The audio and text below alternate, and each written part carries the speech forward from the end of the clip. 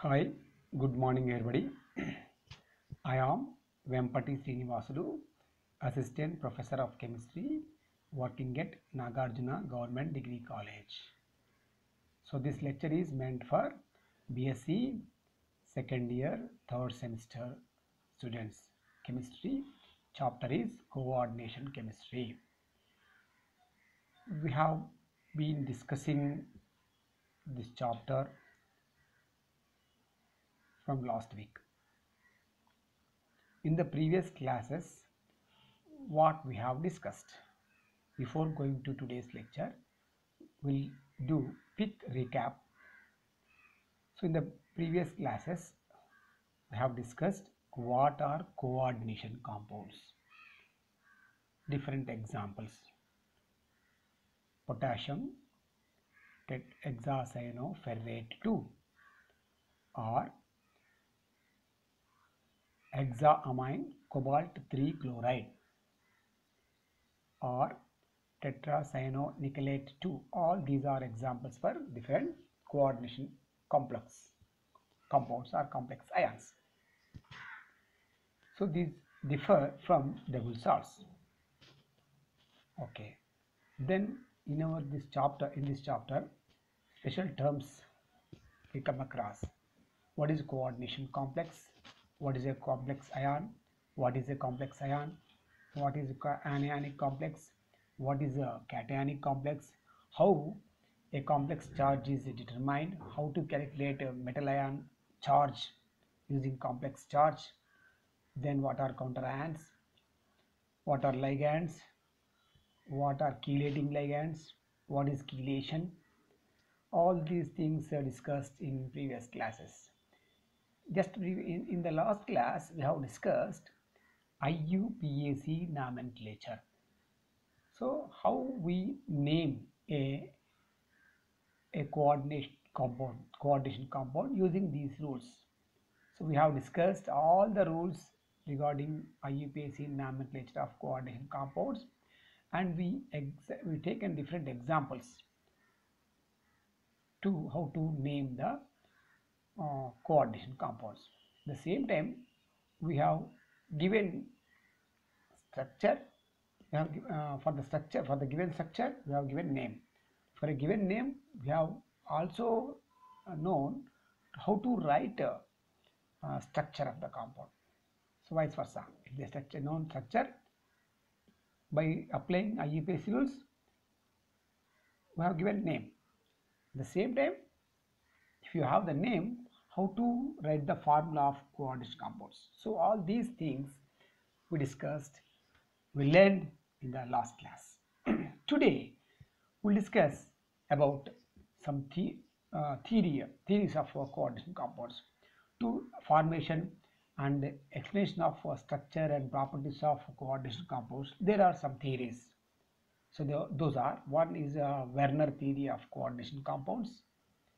Second, Sidgwick theory of explanation, and valency bond theory, crystal field theory.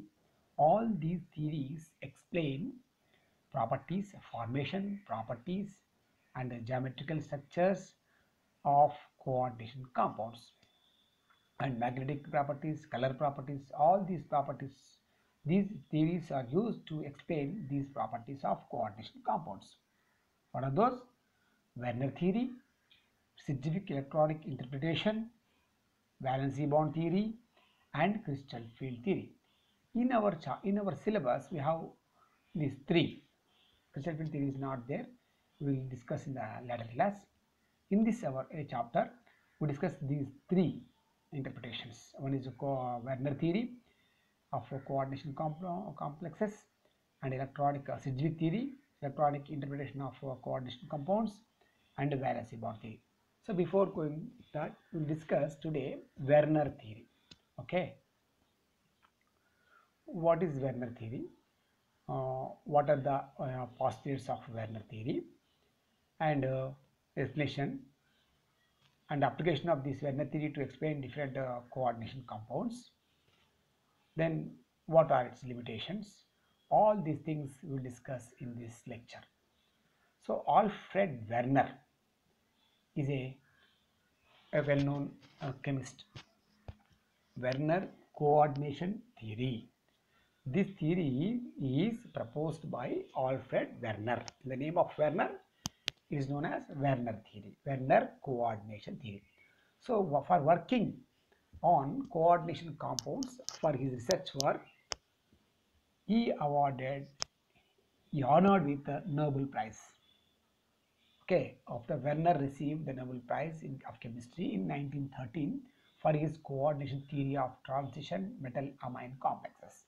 So, for working on coordination compounds, for his work, he explained some of the coordination compounds formation and properties, reasons for exhibiting different properties.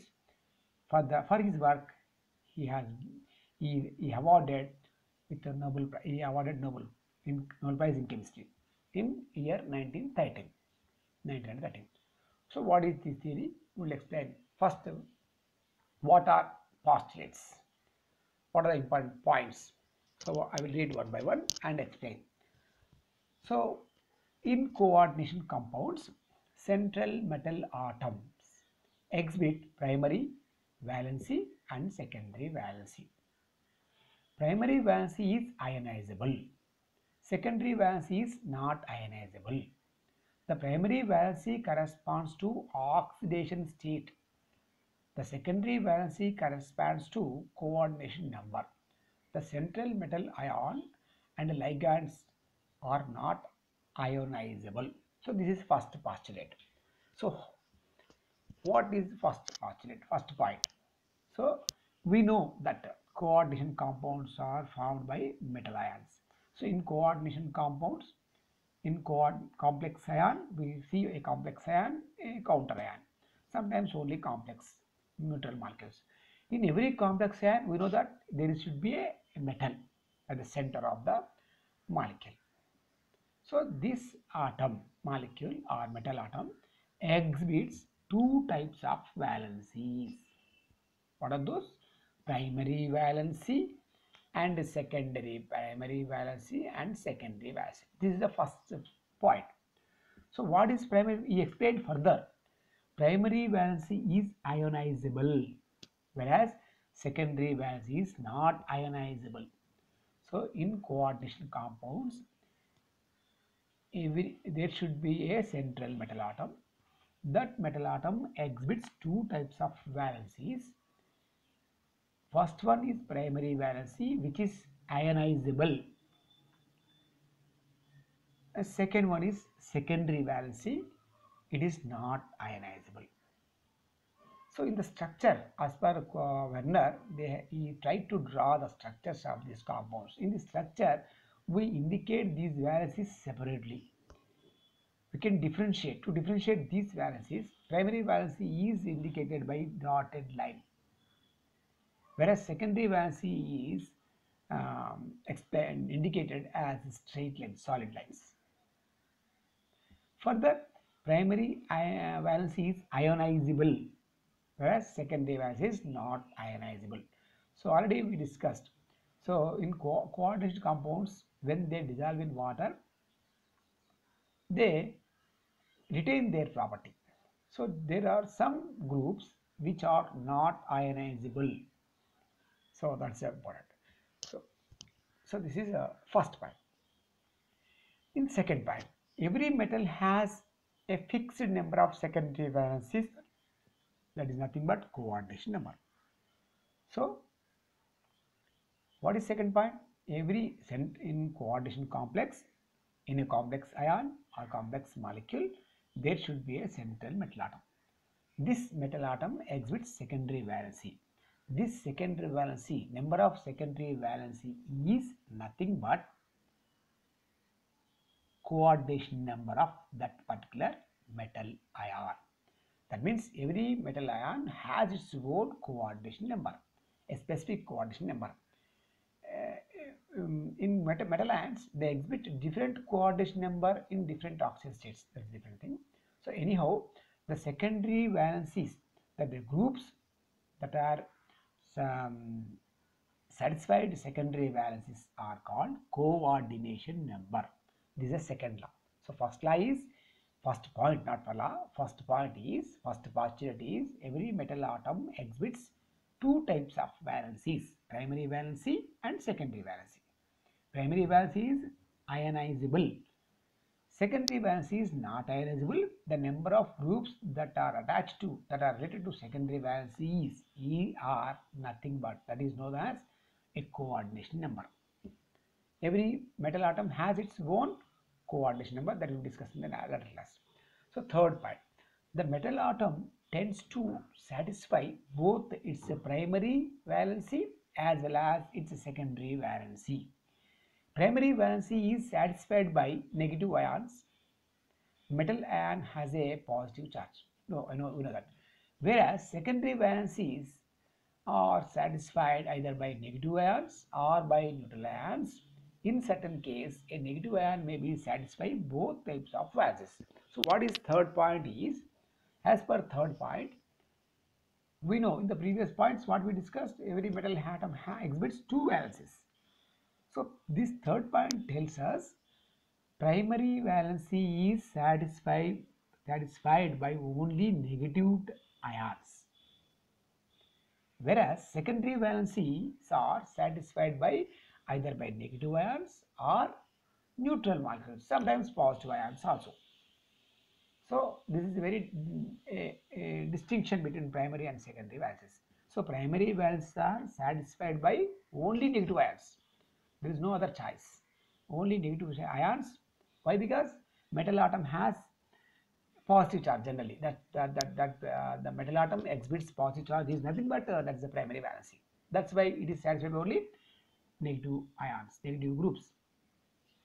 Whereas secondary valencies are satisfied by either by negative ions or neutral ion molecules or sometimes positive ions also.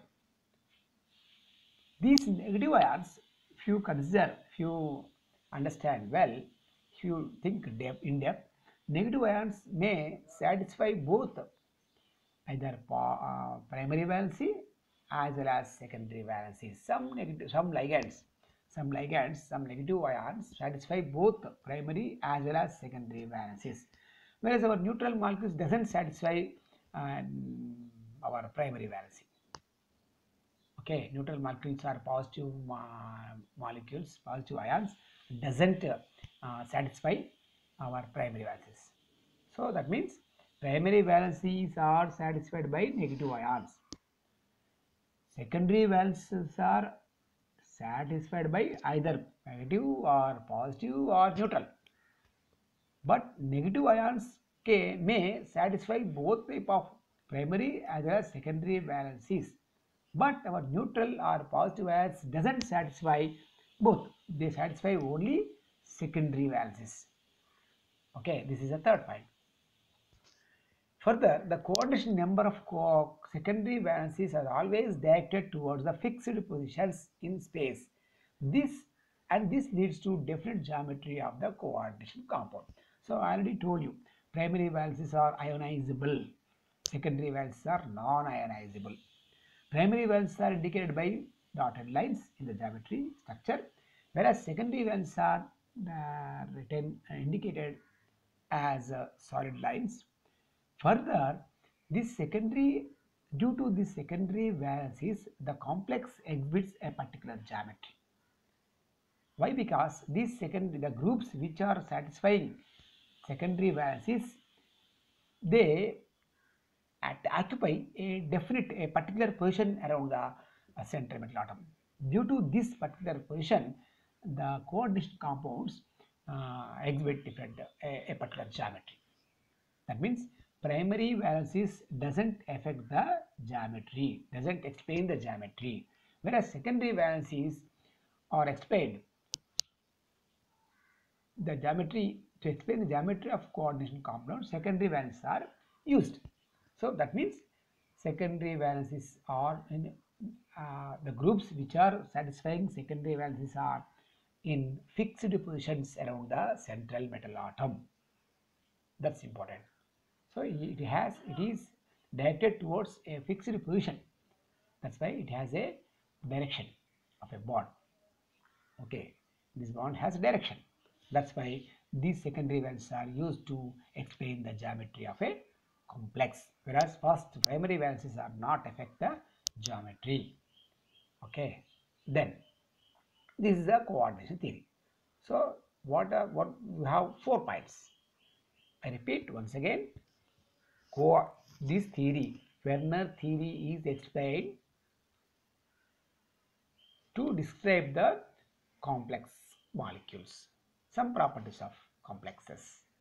So as per Werner theory, every metal atom exhibits, every metal atom in coordination complex exhibits 2 types of valencies. One primary valency, two secondary valency. Primary valencies are satisfied by negative ions only, whereas secondary valencies are satisfied by either negative or neutral, in some cases positive also. Primary valencies are non-directional. These are indicated by discontinued lines, dotted lines. Whereas secondary valence is not ionizable. The groups which are satisfying secondary valencies occupies a specific place around the central metal atom. That's why these are the groups which decides the geometry of complex compounds. So primary is non-ionizable, secondary valence is non-ionizable. Generally, primary valences are satisfied by negative ions only. Secondary valences are satisfied by all the types of groups, positive or negative or neutral. Positive are very less, generally neutral or negative. But negative ions, that means satisfies both as well as primary and secondary valences. Okay, this is about Werner theory. Now then we'll take some example and explain this theory well. So to explain his theory, he has taken cobalt examine cobalt means cobalt complex, cobalt chloride complex. He has taken 3 compounds. One is COCl3 6NH3, COCl3 5NH3, COCl3 4NH3. So these are the different compounds. They are exhibiting, even though they have same composition. You see, every complex molecule has cobalt common, 6 ammonia molecules. No, not same formula, but you see, we will explain one by one. Okay. Okay. First one, the primary valency is based on the number of electrons the atom loses in forming metal ion. So during the formation of coordination compound, metal atom loses electrons to form its corresponding ion. I already told you primary valency is ionizable valency. That means nothing but the number of electrons lost by the metal atom is nothing but primary valency, is nothing but charge on the central metal atom. Okay, then you see, he explained, he studied these 3 compounds. You see, the first compound, this is one compound, this is Cl3 is there, 3, Cl2, Cl, that's all. You see, the first compound, what is the name of first compound? IUPAC name, hexammine cobalt 3 chloride. Second compound, pentamine cobalt 3 chloride. Third compound, tetramine cobalt 3 chloride. So in all these, cobalt is exhibiting 3 oxygen state. So primary valence is same. Okay. So he taken these 3 compounds and dissolved in water independently. So first compound, this is the first compound. See, this is the first compound. It is, when they dissolved, then it is dissolved in water, it is given solution. By dissolving in water, it given solution. This solution, when they treated with the silver nitrate, it is taken, it is reacted, every 1 mole of this compound is reacted 3 moles of silver nitrate.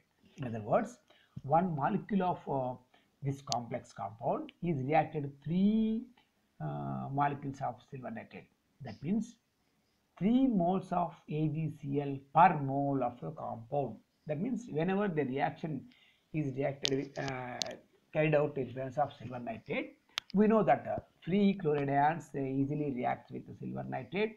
It can turns into silver chloride, white precipitate. So ionizable chlorides are easily precipitated as silver chloride with silver nitrate. So the formation of 3 moles of silver chloride with silver nitrate indicates 3 chlorides are free. That means these 3 Cl minus are responsible for ionizable valency. That means it is satisfying only cobalt ions first valency, primary valency. Whereas the compound, when dissolved in water, that reaction doesn't exhibit any test for ammonia molecule or cobalt molecule. That means in the complex, the cobalt is fixed bonded with ammonia through coordination bonds. That's why these are non-ionizable. So when they dissolve in water, the ammonia molecules are not get apart, not dissociate into corresponding ions. That indicates this cobalt is exhibiting 2 types of valencies. Primary valency is satisfied by chloride ions. Number of chlorides is 3. That's why when they dissolve in water, these 3 chlorides are giving the precipitate with AgNO3. So that's the responsibility. That is the reason for formation of 3 moles of AgCl white precipitate with the AgNO3. Whereas second one, you see the second one, it is giving only it is giving only 2 moles of precipitate of silver chloride with the excess of AgNO3. That indicates these 2 chlorides only out of the sphere. In the previous case, we are getting 3 moles of a silver chloride precipitate. In the second case, we are observing 2 chlorides, 2 moles. In the third example, you see, we are getting only 1 mole of Ag chloride, silver chloride precipitate. So this indicates, from this we can expect the geometry structure. We can try to draw the structure of geometrical structure of this compound. So out of the sphere, how many molecules of chloride molecules are out of the sphere of coordination zone, we can explain. So in the first case, 3 chlorides are out of the coordination sphere. That's why they are ionizable, and they are converting into corresponding chloride precipitate with AgNO3. In the second instance, we are getting only 2 moles of AgCl. That indicates only 2 chlorine atoms are present out of the sphere coordination zone. In the third one, we are getting only 1 mole of AgCl precipitate. That indicates only 1 chlorine atom is present outer sphere of the coordination complex. So this is our explanation. Then coming to some chloride, that means in each and every complex, cobalt is exhibiting +3. You can try to calculate the formula oxide state of cobalt. You see Cl3 is there, -3, so +3, complex charge is +3. Since ammonia is a neutral molecule, so cobalt is +3 state in this. Okay, in this cobalt is +3 state. You see, in this state also we can, if you calculate the oxide state of cobalt, also +3. In this state also cobalt +3. So in each every case, cobalt is exhibiting +3 oxidate. That means primary valencies are same in every compound, all coordination compounds.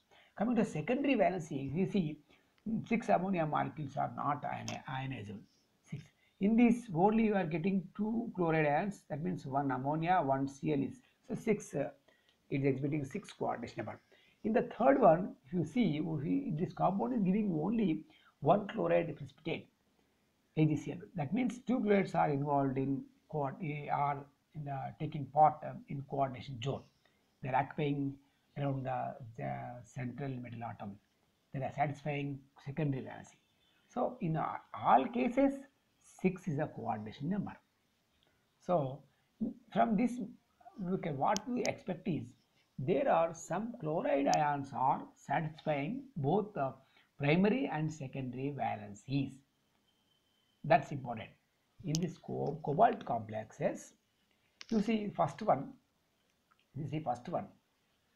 what is this? COCl3 6NH3. The compound IUPAC name is, the compound should be like this: CONH3 taken 6 and Cl are out of the sphere coordinate zone. That then only we can explain the structure of this compound. You see, this molecule cobalt is exhibiting two types of valencies. One is +3. This +3 is satisfying by 3 chlorides. You see, 1, 2, 3. In this draw, it is drawn in reverse. Actually, these chlorides have to draw with discrete lines, discontinued lines, dotted lines. Ammonia molecules you have to draw with the silent lines. Okay. So ammonia molecules are satisfying. How many ammonia molecules in the first case? 6. 1, 2, 3, 4, 5, and 6. 1, 2, 3, 4, 5, 6. So 6 ammonia molecules are occupying at particular places around the cobalt ion. So due to these 6 ligands, why I'm calling ligands? These are donating electron pairs to the central metal atom by forming coordination bonds. These are satisfying its secondary valency. So the groups which are satisfying secondary valency is also known as ligands. That's why 6 ligands, ammonia molecule, 1 ammonia molecule, 1 ligand. So 6 ammonia molecules, 6 ligands. Okay. So coordination number of this compound is 6. So it means primary valency 3, secondary valency 6. Primary valency is satisfied by 3 chloride ions, whereas secondary valency 6 is satisfied by 6 ammonia molecules, ligands. So it's about first case. Coming to the second, this one. You see this one, cobalt is having +3 charge. That means primary valency is 3, secondary valency is 6. Secondary valency out of 6, 5 ammonia molecules there. 1 chloride is satisfying both primary and secondary. Those ligands which are satisfying both valencies are called M-bidentate ligands. M-bidentate, this is a one new word. So ligands, different types of ligands there. This is a one type of ligand. M-bidentate ligand, a ligand which can satisfy both primary as well as secondary valence of central metal atom. Those ligands are called what? M-bidentate ligands. So in this case, you see, observe carefully, this chloride is satisfying both either it is linked, is connected to cobalt through dotted line as well as solid line. That means it is satisfying both valencies of cobalt 3. Okay, that's why coordinate number is 6. Primary valency is 3, but we are getting only 2 moles of silver chloride precipitate with excess of sodium silver nitrate. That indicates 1 chloride is involved in secondary valency also in addition to primary valency. That's why this we already known secondary valencies are not ionizable. That's why we are getting only 2 moles of precipitate for 1 mole of this compound. That's the reason. Coming to the third example, you see CO. This is third example, not this one. This is third example. In this third example, you see COCl3 4NH3. So in this case, cobalt is having +3 charge. That means for primary valency is 3. It is satisfying by 3 chlorides, 1 chloride, 2 chloride, and 3 chloride. Whereas secondary valency 4 ammonia molecules there, 1, 2, 3, 4. Remaining 2 secondary valencies are satisfying by chloride ions. That means 2 chloride ions are satisfying both primary as well as secondary. That means unbinded ligands in this case is 2. In the previous case is 1. So primary valency is plus 3, secondary valency is 6. Okay. This is some explanation of cobalt complexes. So why a compound exhibits gives 3 moles of AgCl PPT, whereas other compound, even though it has 3 chlorides and 3 chlorine atoms in the structure, but it is giving only 2 moles of AgCl PPT. That indicates, that gives information as that some which molecule is out of the coordinate sphere, how many chlorides ions are satisfying only primary valency are responsible for this AgCl PPT with AgNO3. So in the other case, you see, in the other case actually we can write okay,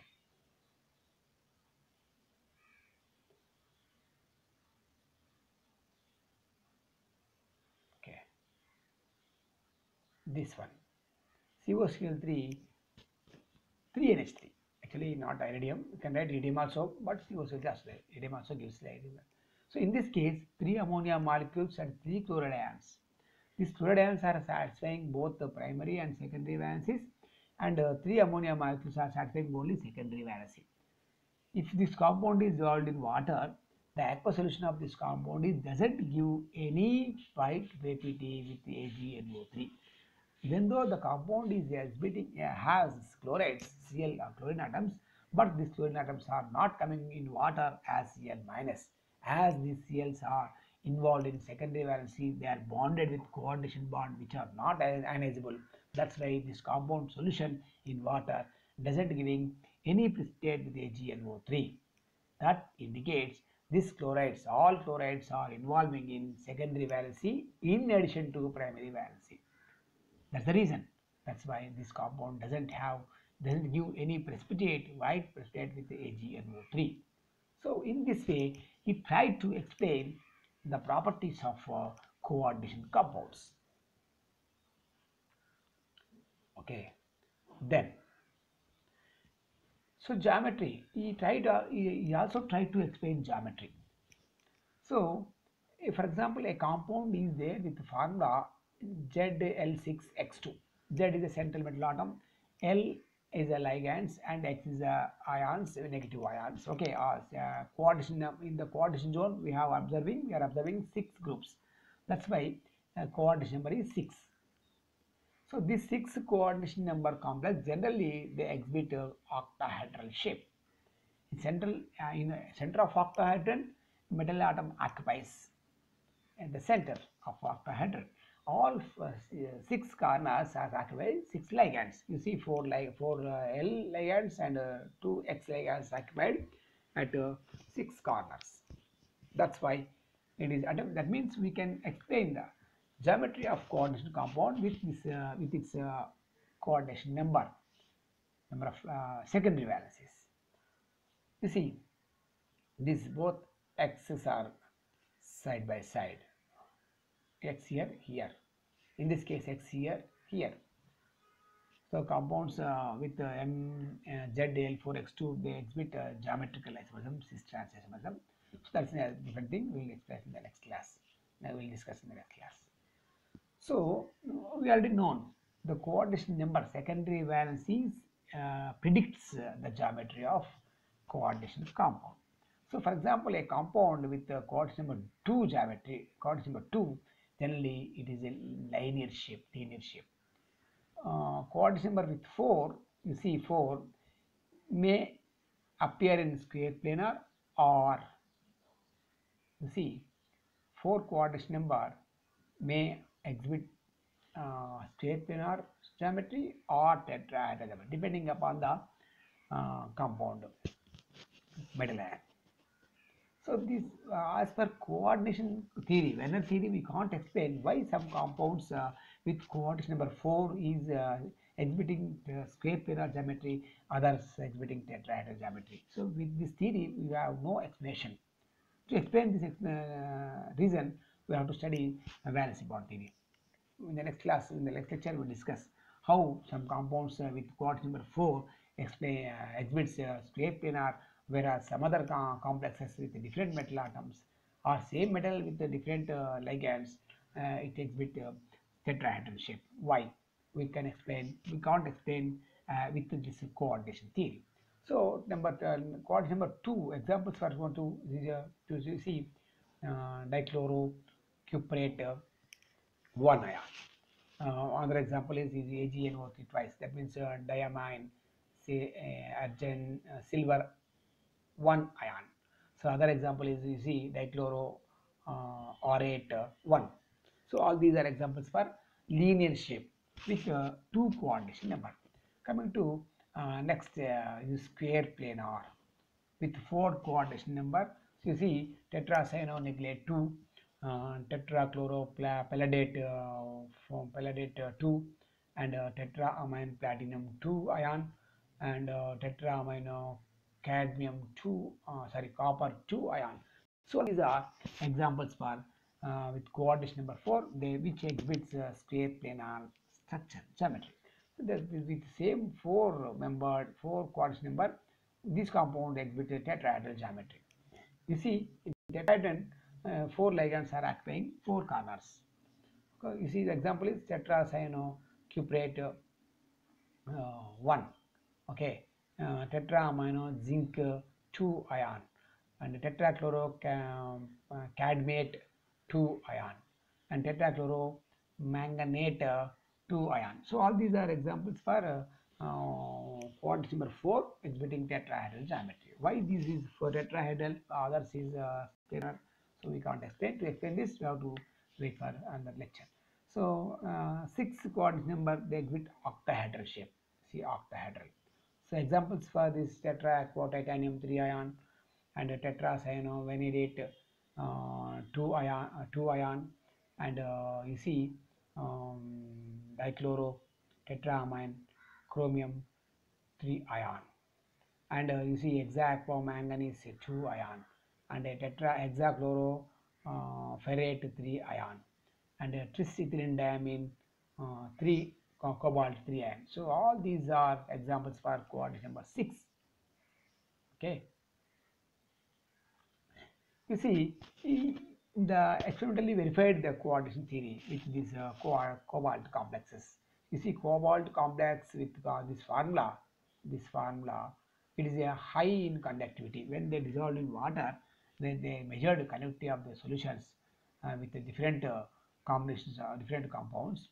The first compound is exhibiting high conductivity because of due to having 3 chlorides. That means these 3 chlorides are out of the coordinate sphere, which are satisfying only primary valency. That's why these 3 chlorides are responsible for formation of white PPT and also responsible for the conductivity of solution. That means COCl3 6NH3 is exhibiting high conductivity due to having 3 chlorides out of the zone. The other compound you see in this, there are also 3 chlorides. In this also 3. So in all our compounds are having 3 chlorides, but this compound is exhibiting highest conductivity. You see, this compound is exhibiting highest conductivity, whereas this is a 0 conductivity. So that indicates free chloride ions. So the chloride ions is only satisfy primary valency, that easily ionizable.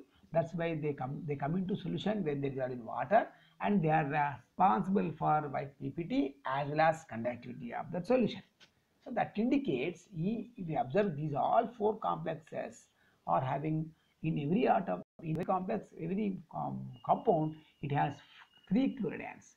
But first case we are getting 3 Cl- ions, second case 2, third case 1, in fourth case we are not at all getting any chloride ion. That indicates in the last case all 3 chlorides are involved in satisfying secondary valency in addition to primary valency. That's why those are not ionizable. That's why they are not coming into the solution. That's why we are not expecting any precipitate, or we are not the solution is not exhibiting any conductivity. So this is the explanation of our Werner. Okay, so this is the explanation of Werner. This is today's Werner theory. So what we have discussed in this chapter. So to explain coordination compounds formation, properties, structure, there are some theories. One among those prominent theories are the one is a coordination Werner theory, and second is the Sedgwick theory, third one is the valency bond theory, and fourth one is crystal field theory. So out of these four theories we have in our syllabus, we crystal field theory we don't have. So we'll explain those that theory in the next year, next semester, I think. Okay, in this class we discussed Werner theory with different examples, cobalt complexes. So as per Werner theory, quick recap of this class, this lecture. In this class, we have discussed important postulates of coordination theory. This theory was proposed by Alfred Werner. For his work, he awarded with Nobel Prize in 1913. Then, as per his theory, every metal atom in a coordination compound exhibits two valencies, primary valency, secondary valency. Primary valency is satisfied by only negative ions.